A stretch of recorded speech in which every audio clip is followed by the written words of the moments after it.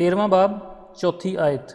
اور چونکہ اس آسدہا نے اپنا اختیار اس حیوان کو دے دیا تھا، اس لیے انہوں نے آسدہا کی پرستش کی اور اس حیوان کی بھی یہ کہہ کر پرستش کی کہ اس حیوان کی مانند کون ہے، کون اس سے لڑ سکتا ہے۔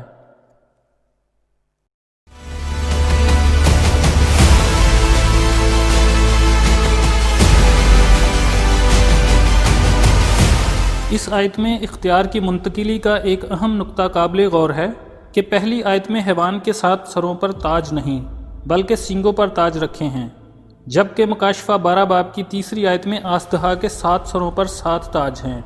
یہ اختیار کی منتقلی کو ظاہر کرتا ہے۔ 12ویں باب تک شیطان کا سارا اختیار اور حکومت اس کے اپنے پاس تھا۔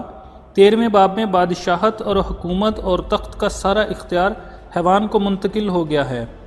اب شیطان براہ راست بادشاہت نہیں کرتا بلکہ وہ 10 بادشاہوں کے ذریعہ اور حیوان کے ذریعے بادشاہت کرے گا۔ شیطان پرستش کا بھوکا ہے۔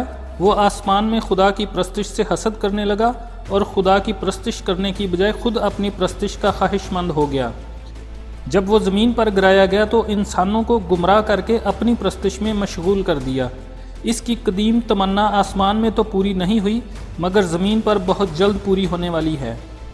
جب یہودی لوگ سچے خدا کی اور مسیحی لوگ سچے مسیح کی پرستش کرتے ہیں تو شیطان کو بہت ناگوار گزرتی ہے اور وہ سمجھتا ہے کہ ابھی وہ 100% کامیاب نہیں ہوا۔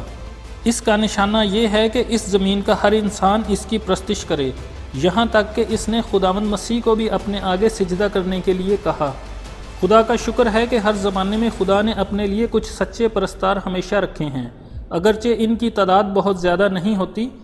ایلیا نے کہا کہ ایک میں ہی اکیلا خداوند کا نبی بچ رہا ہوں۔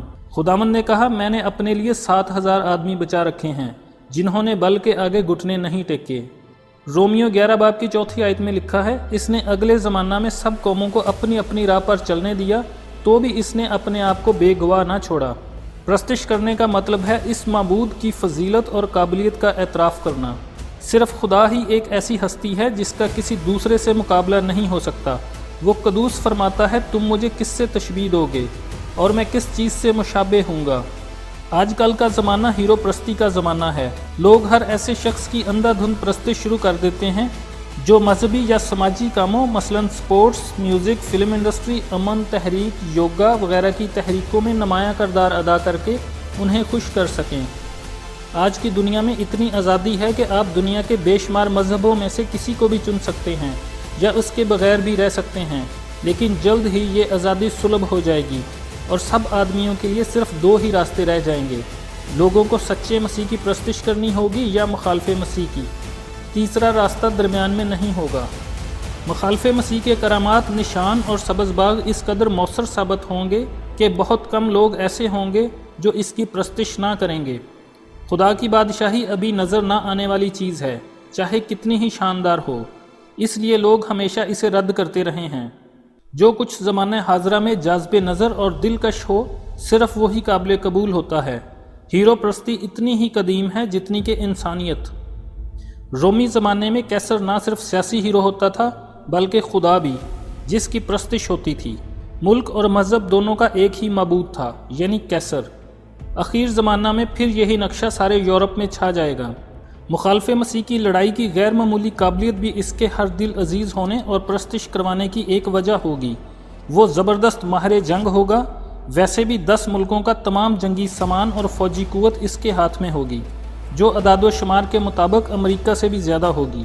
اس کے علاوہ ہو سکتا ہے کہ جوج ماجوج کی لڑائی میں روس کی شکست میں اس کا بھی کافی ہاتھ ہو، جس کی وجہ سے لوگ پکار اٹھیں گے کہ کون ان سے لڑ سکتا ہے۔ لیکن حیوان کی پرستش کی وجہ اس آیت کے شروع میں یہ نہیں دی گئی کہ وہ بہت تعلیم یافتہ یا تجربہ کار ہے یا دل کا شخصیت کا مالک ہے، بلکہ حیوان کی پرستش کی وجہ یہ ہے کہ آسدہا نے اپنا اختیار اس حیوان کو دے دیا تھا۔ اس لیے لکھا ہے کہ انہوں نے آسدہا کی پرستش کی اور حیوان کی بھی۔ آج کل کی دنیا تبدیلی کی دنیا ہے۔ نئی کار، نیا موبائل، نیا گھر، نئی جیولری، یہاں تک کہ تبدیلی کی خاطر نیا صدر بھی مانگ لیں گے۔ امریکہ کے الیکشن میں جب مسٹر کلنٹن صدر منتخب ہوئے اور جب عام لوگوں سے پوچھا گیا کہ آپ نے ان کو ووٹ کیوں دیا تو اکثریت نے یہ جواب دیا کہ ہم تبدیلی چاہتے تھے، چاہے پہلا آدمی نئے سے زیادہ قابل اور تجربہ کار ہی کیوں نہ ہو۔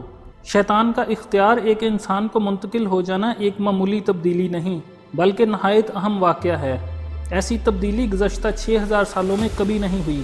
انسان تو درکنار شیطان نے اپنا اختیار کسی ماتحت فرشتے تک کو بھی نہیں دیا، لہٰذا اس تبدیلی سے مخالف مسیح کو بڑی زبردست اکثریت کی فتح حاصل ہوگی۔